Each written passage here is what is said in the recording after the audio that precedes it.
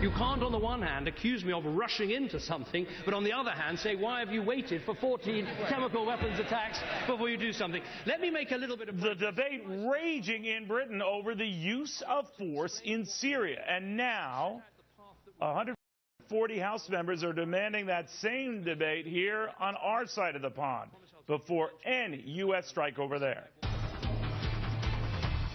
Welcome, everybody. I'm Neil Cavuto, and now this is getting loud. At least 140 House members, including 21 Democrats, signing this letter to President Obama. In it, they say that the president needs Congress's okay before authorizing any military strike on Syria, and that anything short of that would violate the Constitution. Virginia Republican Congressman Scott Rigell is the fellow leading this charge. He says that Speaker John Boehner needs to call back House members right now to discuss any Syria action. Meantime, the president, we're told, just called Speaker Boehner to discuss concerns in this letter and the legal justification for any potential military action. Now, to the guy who authored that letter, Congressman Rigell. Congressman, very good to have you. Thank you, Neil. It's an important topic. Now, I noticed that key Republican House leadership, including Speaker Boehner, have not signed this letter. What am I to read into that? Well, I'm not really too surprised, and I'm certainly not offended by that. The Speaker has ratcheted up his, I think, requirement or expectation of the President. He has not yet come forth with a definitive request for statutory authorization, and I think that's a clear difference in something that I hope the Speaker really insists on. We are the 140 members that you mentioned, including 21 of my Democratic colleagues, which I'm very encouraged by. This is a bipartisan effort. It's not personal to the President. It's simply a kind of a constitutional 101. That is, that absent the United States being under attack or about to be under attack in a situation like we face in Syria, a real moral dilemma, a strategic national security dilemma, the President has the time and indeed the obligation to come first to this institution, not simply for consultation, but statutory authority before engaging U.S. forces.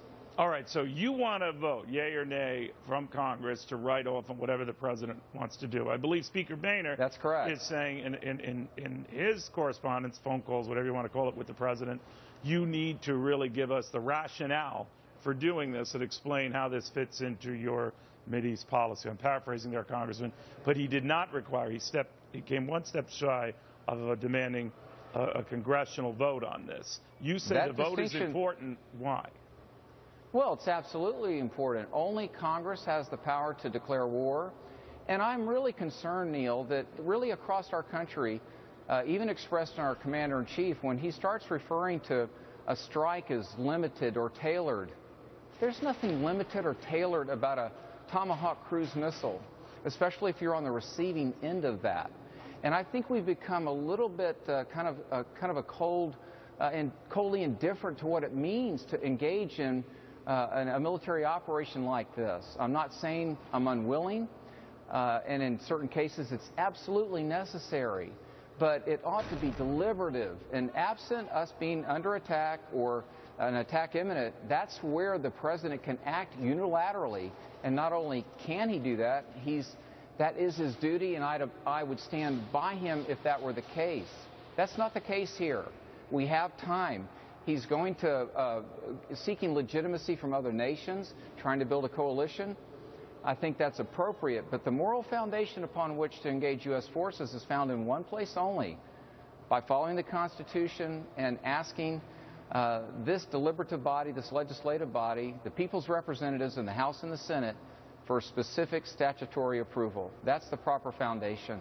Congressman, what if the president were to call you right after this show? He watches this show. He doesn't say it, but he does. Anyway, he's watching this and hearing you, and he calls you up, and he says, you know, Congressman, I hear what you're saying. Time isn't on our side. I can't get all of Congress back, have them debate this, vote on this, while this guy could pounce on still more chemical weapons. What would you say to that? Within 24 hours, I'm convinced that this body could be in session, both the House and the Senate, We have modern transportation methods and communication methods. We surely could be back in session. No, I have no doubt you could get all your heinies back there. I mean, you're there. But, well, the idea being to debate it, vote on it, the president might argue, wait a minute, there's no time. Well, as you mentioned in your opening piece there, the British Parliament had this robust debate. I was able to watch much of it.